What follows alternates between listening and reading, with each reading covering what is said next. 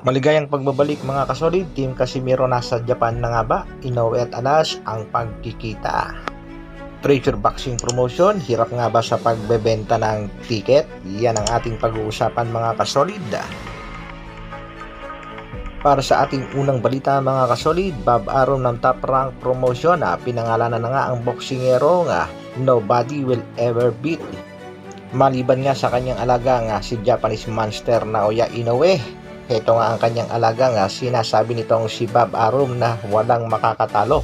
Ito nga ay si Shakur Stevenson na sa kasalukuyan ay may kartadang 20-0 at may paparating na laban ngayong November 16 kontra nga dito kay Edwin De Los Santos.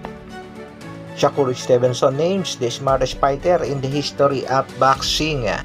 Samantala Golden Boy Promotion, Oscar De La Hoya, kinumpirma na rin nga ang laban ng kanyang alagang si King Ray Ryan Garcia.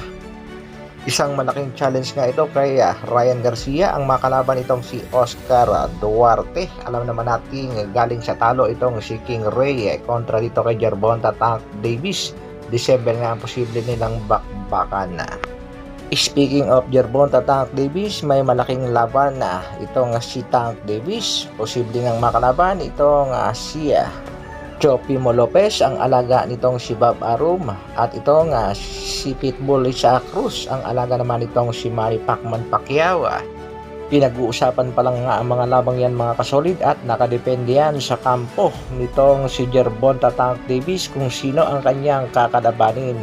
Ang alaga ba nitong si Lolo Bob Arum na si Chopimo Lopez o ang alaga naman ng MP Promotion na si Isaac Pitbull Cruz? Sa kabilang balita, pamunuan ng GAB, suportado ang laban ng ating pangbatong si Cuatro Alas Janel Casimiro sa bansang Japan kontra nga sa Japanese boxer Yukinori Oguni. Sa katunayan ay binigyan pa ng award ang ating pangbato bilang pagkilala na isa sa magagaling at mahuhusay na boksingero ng Pinas.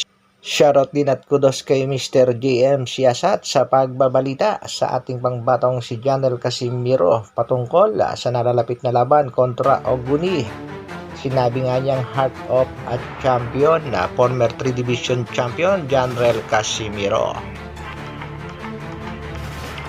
Sa kabilang balita naman mga kasolid, Cuatro Alas Janel Casimiro, 9 days to go na lang, baka na at inaabangan na rin ang pagkikita ng angas ng Pinas at itong tinaguri ang Japanese Monster Naoya Inoue.